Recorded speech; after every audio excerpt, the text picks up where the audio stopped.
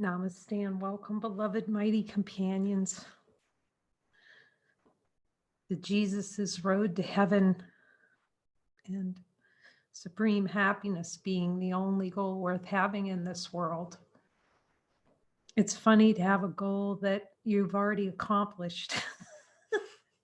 Not that anyone can accomplish supreme happiness, but somehow in the play of consciousness, where it's so buried outside of awareness. We were talking about that just a few minutes ago because we watched Eternal Sunshine of the Spotless Mind. And what a great movie to look at, to be reminded how much we want to keep and, certain memories, certain little thought constellations, little paper tigers in there, and keep some. And I'm so grateful again to look at these lessons again, like in a whole new way. I'm not alone in experiencing the effects of my thoughts. How precious that he's emphasizing. We start with what's joined, and starting with infinite light, what's already joined. Can we find in the light of divine being? Can we find a place where there's like a little crevice in there, a little separation? We start with what's joined every time we join. Let's start total, whole, complete. Begin with the end in mind, Steve Covey, Begin with the mind is joined. The mind cannot separate from itself. And we can see that in the light of infinite being. Start with what the power of infinite. And I love that about Mooji. I'm so grateful for that too, to be brought to him, to constantly be focusing on light. And to learn to really see that there's something so far beyond this world that's here, and it's not out to get you. I'm gonna get you. It's not gonna get you. But the light's not getting anything. And then just have this so directly from Jesus. No, you want it. And he says it throughout the course, but for whatever play of consciousness, face of innocence. I'm not going to see I'm doing this to myself. But boy, with these teachings, you can't help but start seeing it. Oh, I'm choosing to give myself a hard time and be the dartboard of consciousness. I just go, ow, ow, ow. And it seems like, ow, ow. My thoughts, everybody would go to, but Guruji, everybody go to Mooji. Like Mooji, I feel like these mind attacks, there's again. I've got these mind attacks are getting me. And I love it. The best part of the cat is they always know where to be right in front of the camera. I'm getting attacks of the mind. They call it attacks of mind. We call it attack thoughts, but it's the same. You just feel like you're a dartboard. Except now we see that thoughts come, and then we can recognize there's a contraction. Out, out. And then we didn't see. And then when you see, oh, I'm doing that, I want it. And then you look at those thoughts and just go, oh my God, Jesus. Oh, I want them more. I want those thoughts more than light. So bad. Oh my gosh. I love this. Today, we are again emphasizing the fact. This is Jesus's now a word from our sponsor, the fact. He's not saying maybe, he's saying minds are joined we can see it in the light of divine being, our minds joined. Can we find a way to not be joined in the light? Can we find a way when we look not to be complete? Go in there with a dissecting kit, and try to take the light apart. And then now it's like, oh man, you watch Eternal Sunshine of the Spotless Mind, and you start seeing, I want anything other than spotless sunshine.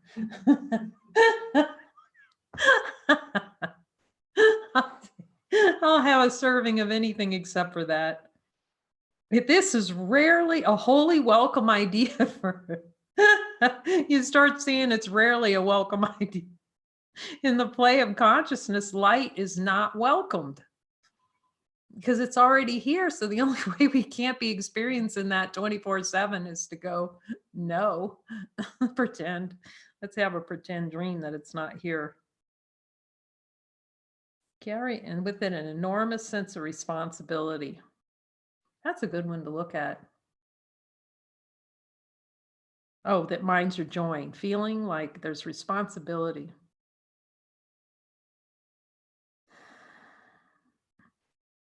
Invasion of privacy if all the minds were joined. The ego, sure, that would be hell for sure, but then there's just no happiness because if you're not joined with your brother, you're not joined, you're gonna feel not joined with God. That doesn't feel good.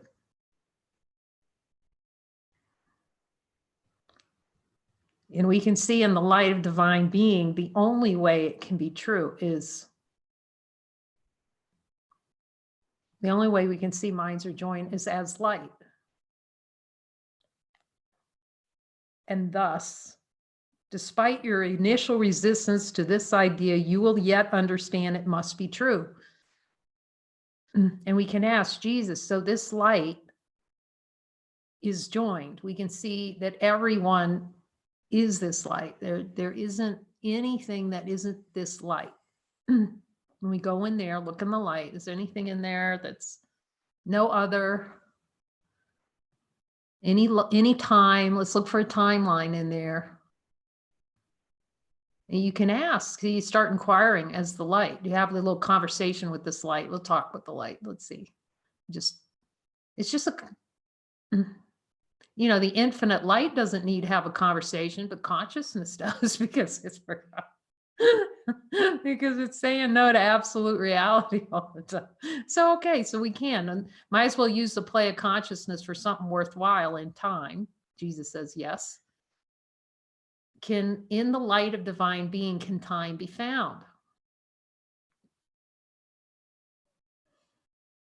Is there any time? It's like so much of the course has to be experienced, can only be looked at to be understood from the perspective of light. Because the play in consciousness is to try to look at everything from the very play in consciousness that generates limitation, the interpretive function. You see, the light doesn't interpret anything. It's just a recognition. I love Muji calls it an intelligence. It's not the kind of intelligence that we're used to, that the play of consciousness is used to. We don't spend any time with it. I love that because Muji's whole emphasis, look at who you are. Start with the most powerful. And that was Jesus too, coming into that prison and going, let me show you this. Even though I didn't know it was me, he had to make it blue because we can't see light. It's such a beautiful example of how he meets everyone where they are. Just putting this blue light in my hand, but there was just a knowing that it had power. And it had power to dissolve all suffering. And when he said, do this in memory of me, extend light, extend light. Your function, he was showing me the function, but it was so far outside of awareness of what that meant. He was showing the only function available, which is extend light, is to be expression of divine love and offer light, love only in that.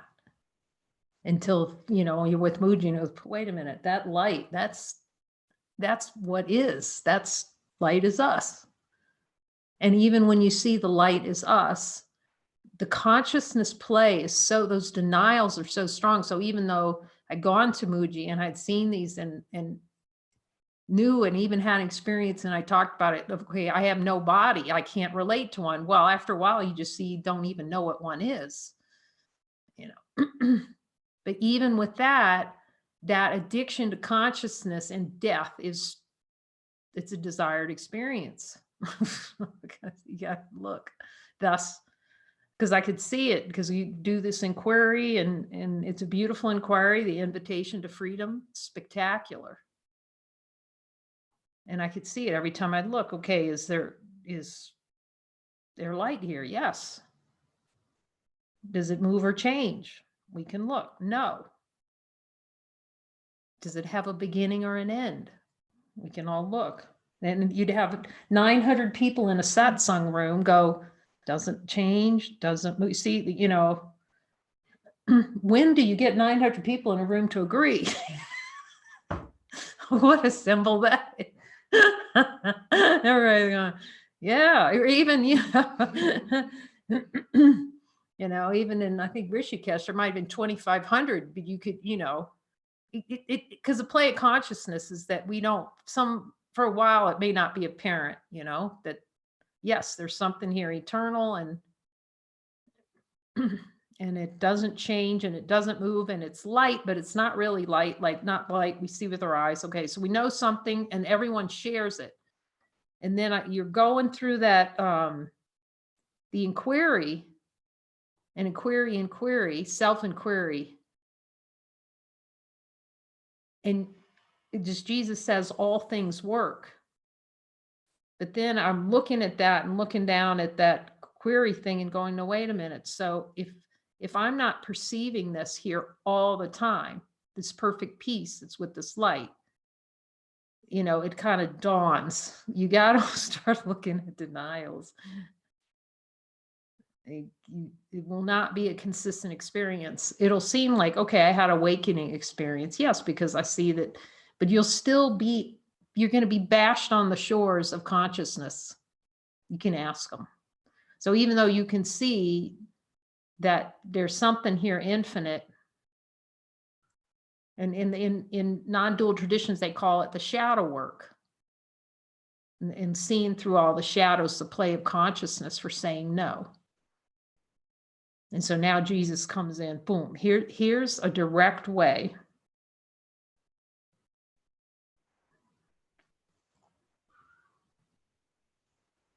And then with the power, I love it. It's so great. Not making any differences between what we look at. I mean, this is such powerful training he's offering here. Not to distinguish between, when we're using those lessons, between everything's got to go. Everything has to go. I give everything I see. Everything I see. Can you imagine trying to figure that out?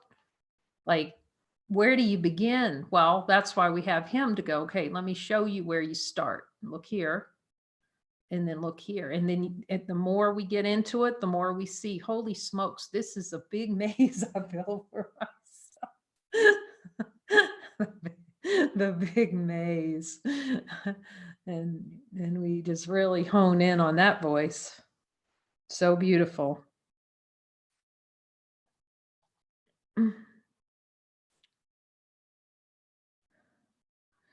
Just so reminded of how constantly he's offering help, like constantly, but we are only accepting the help we want. And we had a great conversation with a great joining with Marguerite, and she could see it with him. Yes, she's following him on the safe stuff, what was considered safe and okay. But that's helpful for us to all see it, because that's how consciousness plays. It plays, okay, we think I'm really following Jesus. No, not really. You're giving him like, you gave me this picture. We're giving him a little crack under the door to get in there. And with very selective, you can ask him, Jesus, am I, and so we're honesty of God, which is the next chapter we're going to look at, actually, which is a fabulous chapter. But Jesus, okay, am I giving you full access to everything? And then and if he says no, then you just Do you have full access to everything? And you just go until he says yes. You see how happy you are.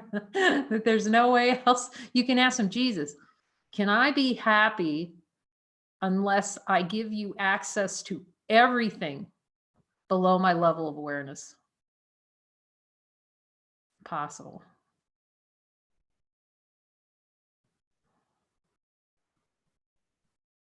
Because there'll be those little patches of self-delusion.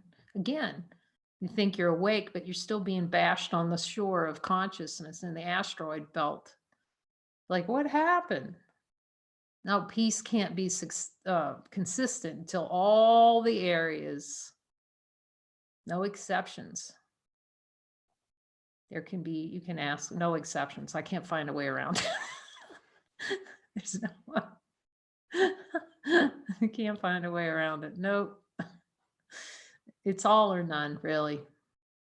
Because the light is the light, you know, it's not looking for exceptions to anything. That consciousness is looking for exceptions. The play of hell likes all those exceptions. So no exceptions, Jesus. You can just keep giving it over till you give them it all, everything.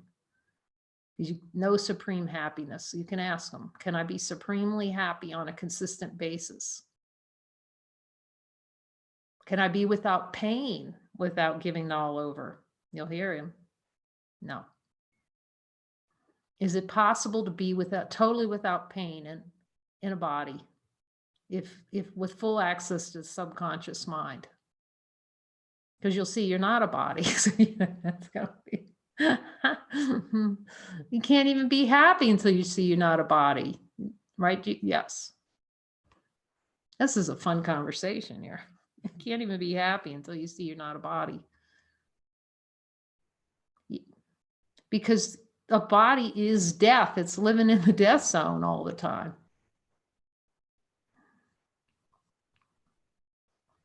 Chapter 14, Honesty of God. So great. Starts out with this. Beloved, the love that I have for you comes from the deepest love that God has for you. So, geez, we can marinate in that for a while. He says yes, and then you get a little cuddle.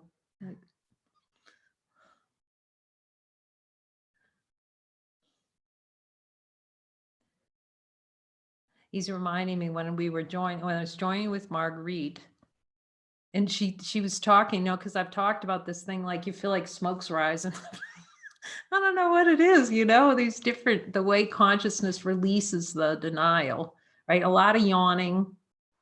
But he says you can't really judge it because consciousness is judging everything. And so she could just really feel that, but we have to ask them if that's release. Okay, if we're holding and releasing, this has been so inordinately helpful here.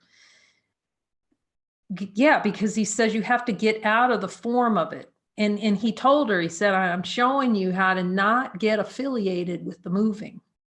Just to not just stand back. You've been talking to me about this, and here comes a release, and it feels like smoke. You might feel like you're on fire. It can appear in a diversity of ways. But just stay joined with him and don't give it a name or a description or a.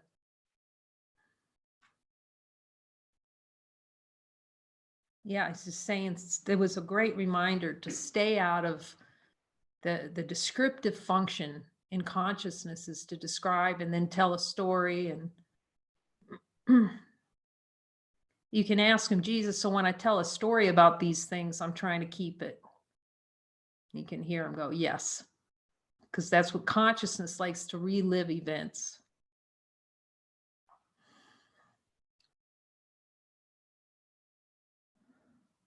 Beloved, the love I have for you comes from the deepest love that God has for you.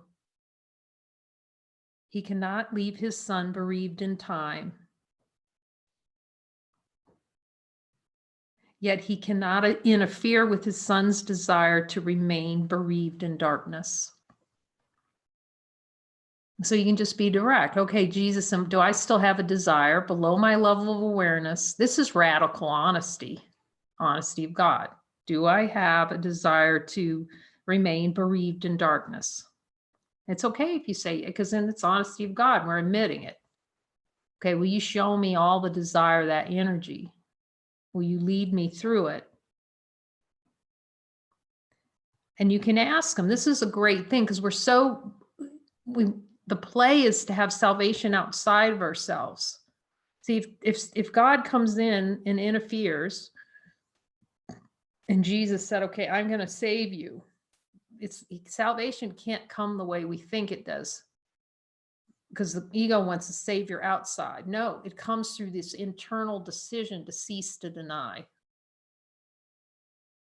The buck has to be, okay, I'm no longer going to choose to try to kill myself on a daily basis. I'm no longer choosing to be the dartboard of consciousness. I feel all create the thing, because the darts are created through thought. He's reminding us today's lesson. It's all simultaneous. So that there's a thought creating an experience right there. Boom, right here. Boom, boom, boom. You can ask him, is that true, Jesus? Like, I'm creating every thought that goes when I'm going, ow.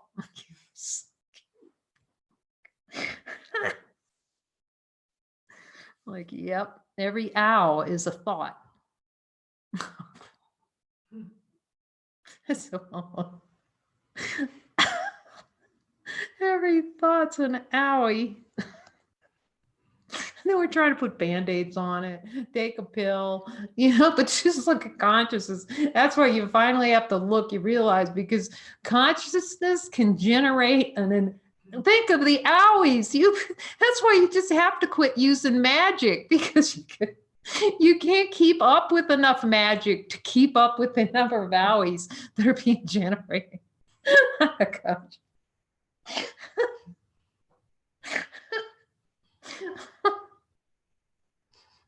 You can ask Jesus if that's true. Okay. So think about it. We'll just stop for a moment.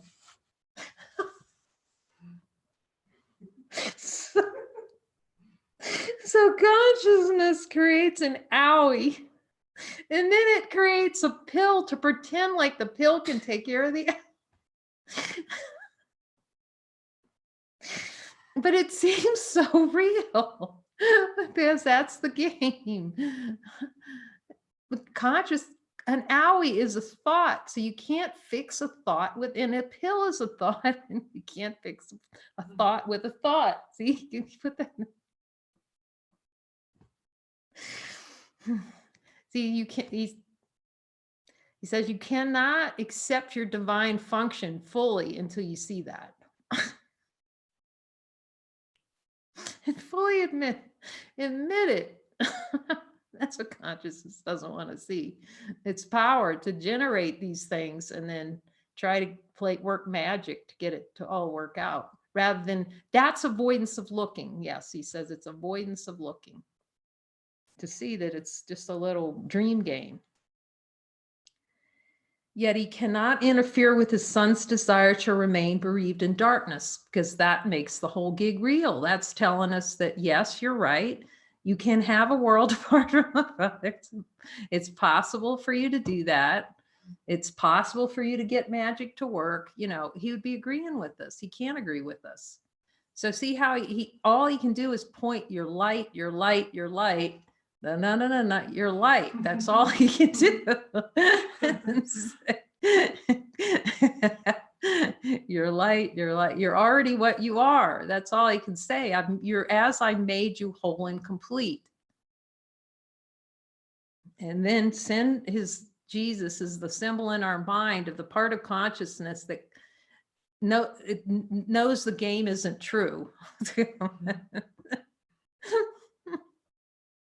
It's pretty amazing. They go, excuse me, but it ain't so. Even if you desire it, it ain't so. So he calls to you to remind you of your infinite power to cease to choose to remain in darkness. All he can do is say, you're infinite, you're infinite, you're infinite. You know, and meanwhile we're going, okay, Jesus, I'm not infinite, and I can't do I made the whole world out of thought. I can generate an entire world, and while I'm sleeping, an ant move. It seems like I can make it like an ant could move, and it moves from here to there.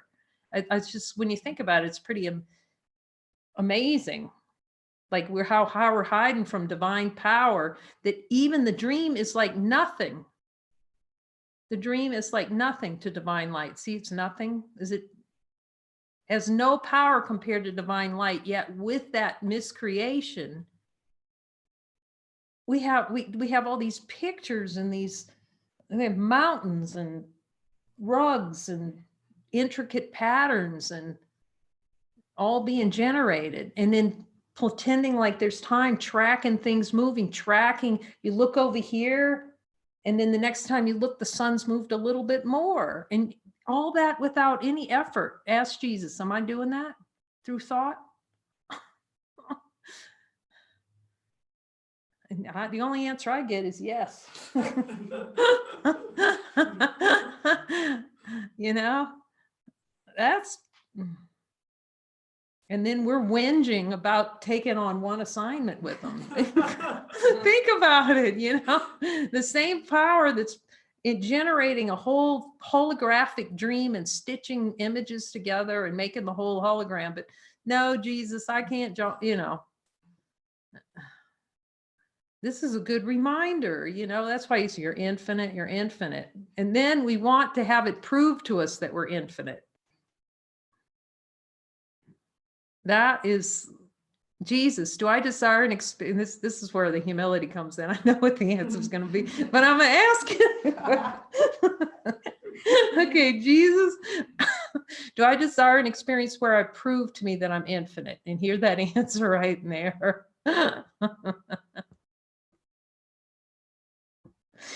Oh, it's humbling, but it's helpful because it's honesty of God.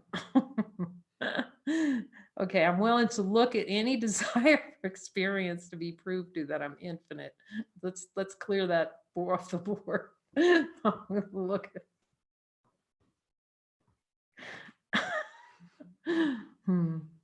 He says, your Father loves you anyway, even if you desire that.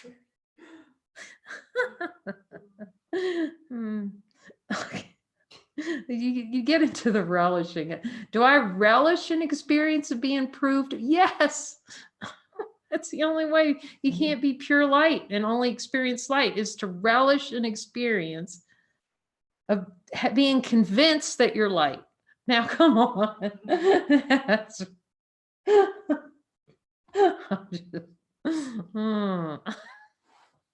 Okay, Jesus. He loves us anyway, and he knows that we relish it, so he's going to help us unrelish that. Okay.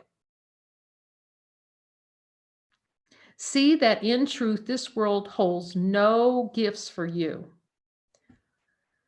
And that's another great thing in that movie, Eternal Sunshine of the Spotless Mind.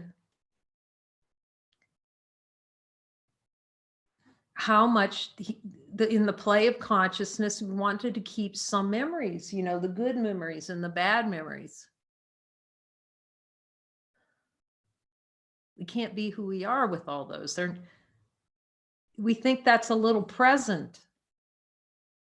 We think that's a little present, sitting down with someone and having a big, do you remember when we were like this and like that? Now, the spirit can use that, but after it's purified, to see it, we can't join it with it.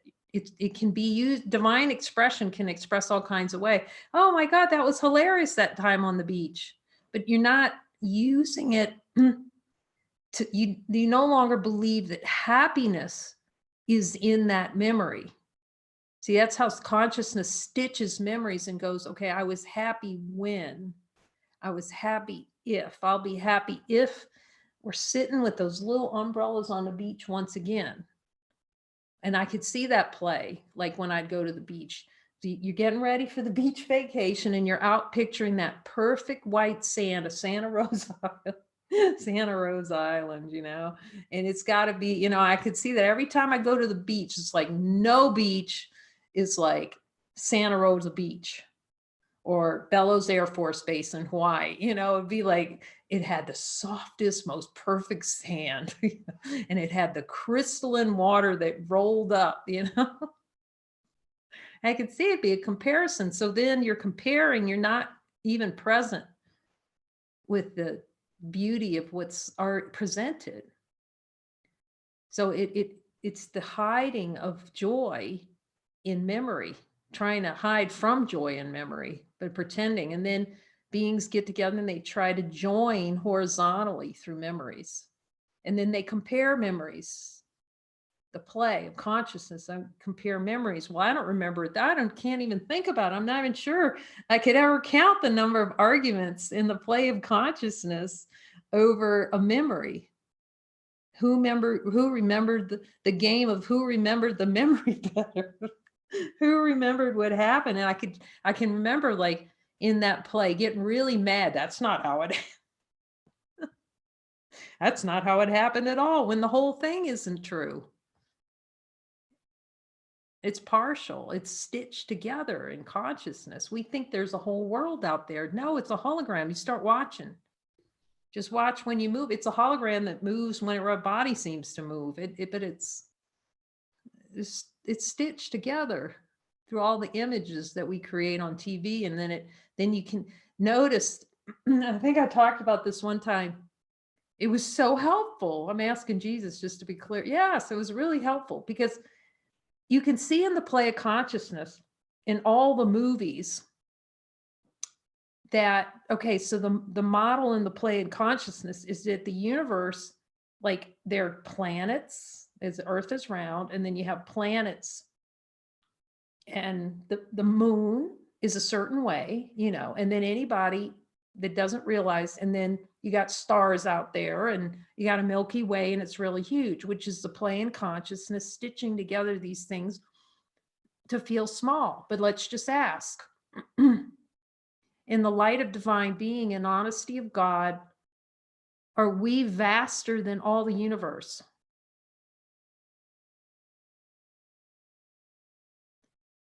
Does the universe compare in one stitch to how vast we are in the light of divine being? See, and then the ego, you might even feel yourself tighten up on because the ego doesn't want to recognize that it's vaster. But so what was happening? So, so in the play here, I was like a scientist training, right? So high analytical. I think I mentioned that. And and then all of a sudden I was watching, and for a while the play was really love these conspiracy theories. Like, I loved them, like so loved trying to figure out who did 9/11. Let me tell you. So, but anyway, so the flat earthers came along, bless their hearts, and started looking at data and sharing data that the earth is flat. Now, in consciousness, you can get in a big argument about whether the earth is flat, but I'll tell you what was handy about that is when I was kind of looking at, quote unquote, the data, and they have this flat earth, and that was so helpful because it just somehow collapsed the whole out picturing of the universe. I can't even explain it. All of a sudden it was like, wait a minute, if the earth's flat, that just fries every other out picturing in consciousness. Do you see that nice little comfortable, however consciousness plays? You got your planets out there, you got your, you got the universe, what it is. When it's all an out picturing, you ask Jesus, is the entire universe a thought? But we hold on to these pictures of the universe, or whether it's a flat earth. Then we have arguments. Is it a flat? No, there's no earth at all. You can stay out of the whole argument. They can just stay out of the argument. You can even stay out of the argument which version of the Yes, Jesus, Jesus, are you concerned about which version of A Course in Miracles I use? And you hear that? No. Like he told me, get the lesson, take one, pick one, get it fully. You don't have to get in any arguments. What does the light argue with? It doesn't argue with anything. It's just here. But no, we're arguing over memories and like, how's that helpful? And Jesus says it's not. It's gorgeous. See, then you're so free because you don't have to have an argument. Just go, okay, Jesus, what's your interpretation on that? You go, pay no attention to that. Okay, what would you like me to keep my focus on? Feels better. In truth, this world holds no gifts for you, no trinkets to hold on to. That desire gives you nothing but emptiness and despair. So might as well listen. Jesus, does desire give me emptiness and despair? And here is the answer. So it becomes less and less appealing to push the recognition of desire below the level of awareness. Let us look further at desire, your desire for a world apart from the Father's will. The addiction to the experience of despair. Okay, let's look at it directly. Okay, see if there's any remnants in there. Okay, your desire for a world, the addiction. So is the world an addiction, consciousness an addiction to the experience of despair? It really says. Is that what consciousness is in play? The fractionation of consciousness is the addiction to the experience of despair. Because we're always going to feel despair if we're not light. We deny light as the only reality. You can ask. Well, I hear yes for that. I'm just going. It seems to hide in food, sexuality, work, your brother, death and destruction, all miscreated images in this world. Okay, here comes this little power thing. He says, you get this, you get it all. Okay, let's go ahead.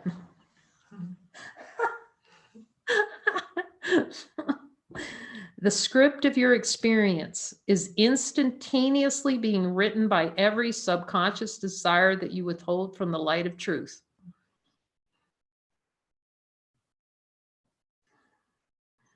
That just makes me want to turn it all over even more.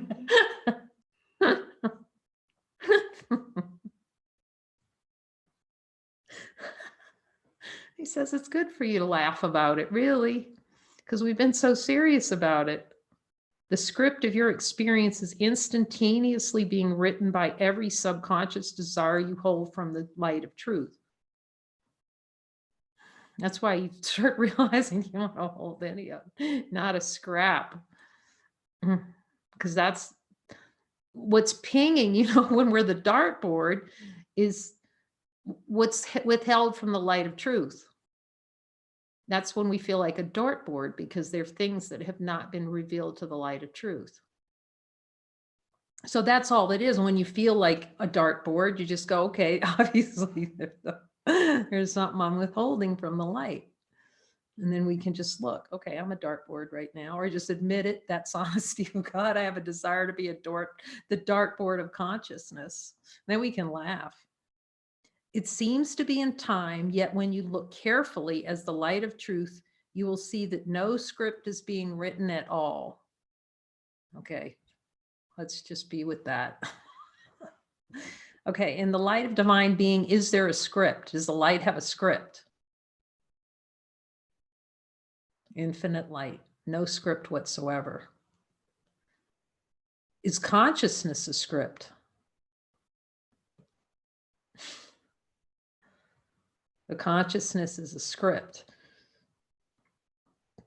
It's a script written of subconscious desires. The script is written of subconscious desires. But you start to see that the only script is written is that there's no script at all in the light of divine being.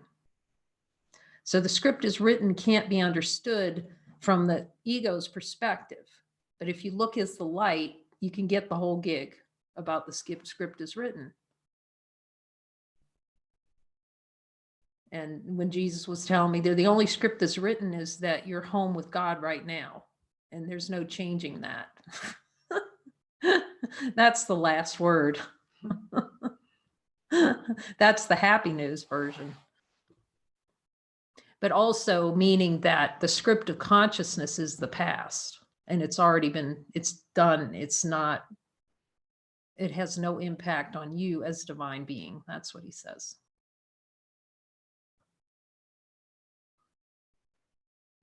So the subconscious desires are generating this dream. You can ask him, Jesus, are the subconscious desires generating the dream of what I experience? Yes. The desire to see your brother as not awake is the same as your desire not to see yourself as awake. See?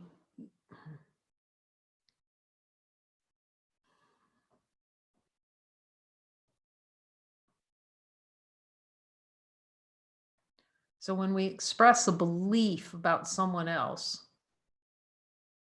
we think, okay, he, she, they are doing something. It's a belief about ourselves. Yet that can be used and purposed by spirit. I don't know how. I just can't explain that. But to really look at first, it's really necessary to look at your beliefs and desires. Whenever your mouth opens and says, okay, my husband is doing X, my son is doing X, they are doing X, Y, Z. So you can see that it's your belief about you. And that was great, wonderfully demonstrated too in the movie Spotless Mind, Eternal Sunshine, because at the end they were playing the tapes of all their beliefs. But if you look at it carefully, it's all their beliefs about themselves.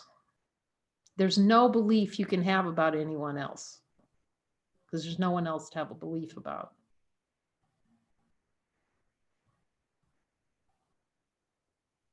In judgment.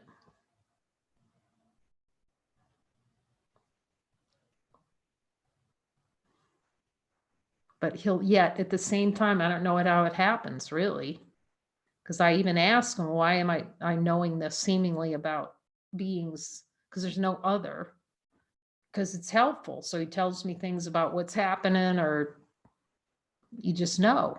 Can't, but it's beyond belief. Because he says he'll tell you everything that's helpful. It's training to follow him. And what to say. I'll tell you everything to say and what to do. And so you can starts teaching you about the play of consciousness. And you can see how consciousness is playing, but it's not personal. So it's beyond belief. What he starts showing you is just beyond, it's not in the belief field. It's divine expression.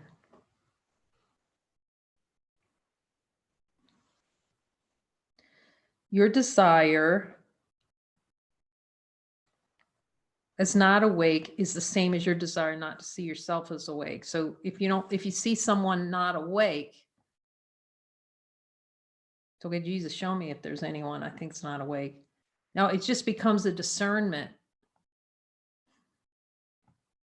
The consciousness playing. There's no one out there who's awake or asleep. It's impossible.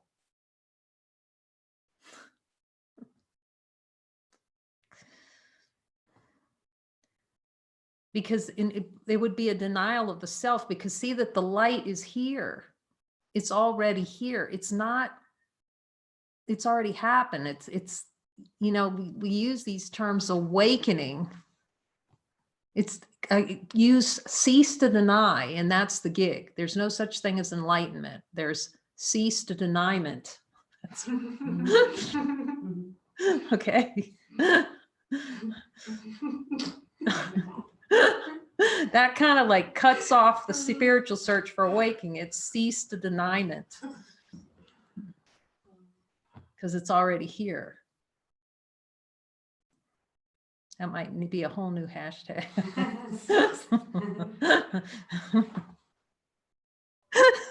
I love you, Corey.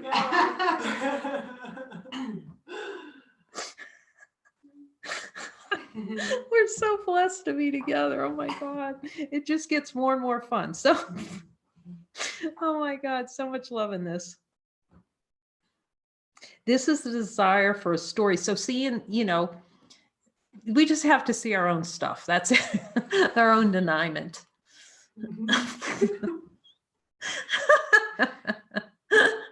That's what we're seeing together. He's making it really humorous. So thank you, Jesus, for these beloved brothers for the cease to deniment. And I think it's great. Is it helpful, Jesus, just to drop the whole awakening? Yes. The whole enlightenment? Yes.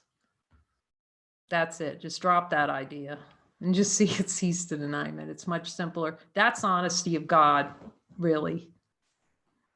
That's honesty of God, cease to deniment. That's as close as you can get.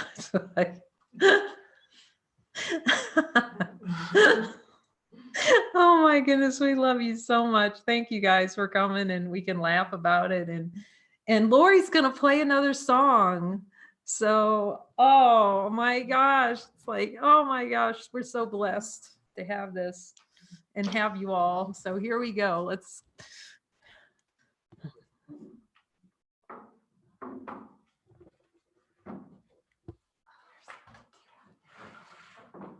I just want to make sure. Was the music sound okay this morning for Mary? Was the music okay sound? Oh, okay. Let's hear what she has to say about it so we can adjust this properly. Okay, Mary, what's the mic needs, I know you moved the mic away from the guitar. It needs to be a little closer to the guitar. I could not hear her voice as clearly. It was a little, I couldn't hear the words real clearly. Okay. Because of the softness of the sound.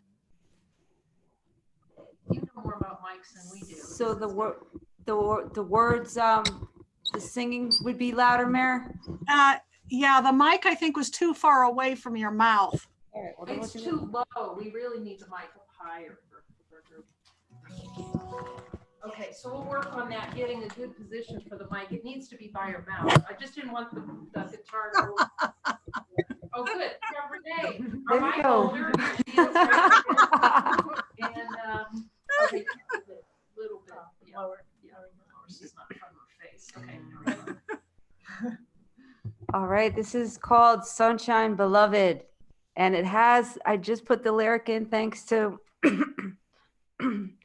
this light circle. The lyric deniment is now in this. So we'll see how that goes. But this is Sunshine Beloved.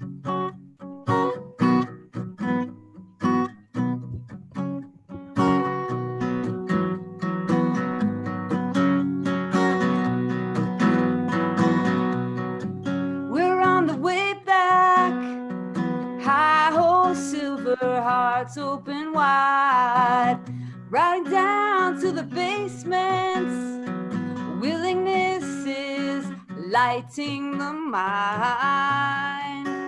Let it be, let it breathe, let it rise, let it sing, let the Christ pass into all borders.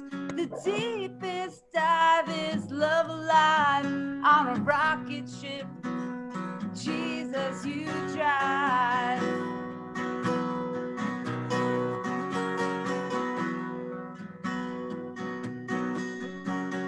Holy, is anything more powerful than light? Holy, Ale, Ale, pure, precious, infinite light.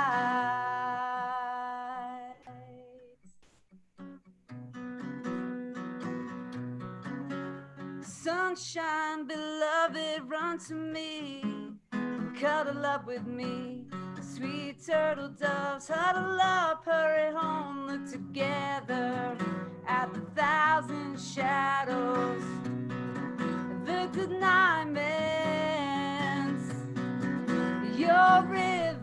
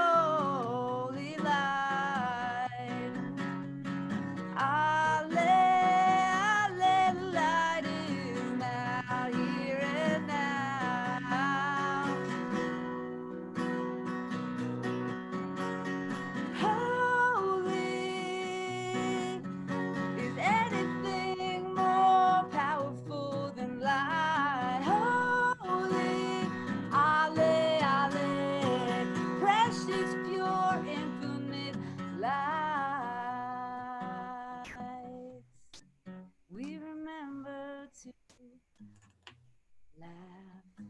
Light is here, precious, pure, infinite light.